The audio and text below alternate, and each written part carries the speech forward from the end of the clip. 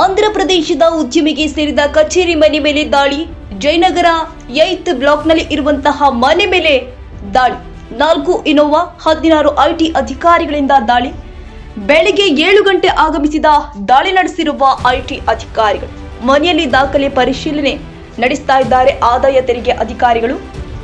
ಆಂಧ್ರಪ್ರದೇಶದ ಉದ್ಯಮಿ ವಂಶಿ ಮೇಲೆ ಐಟಿ ದಾಳಿ.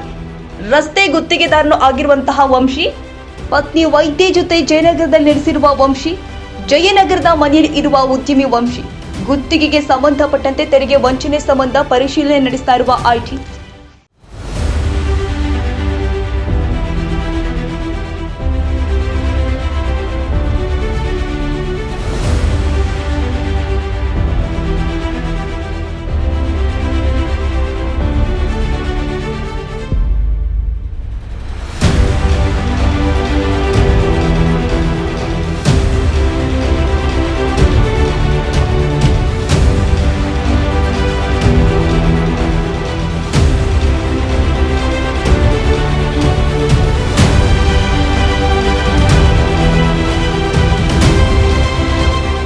ನಿಮಗೆ ಕೆಲಸದ ಅವಶ್ಯಕತೆ ಇದೆಯಾ?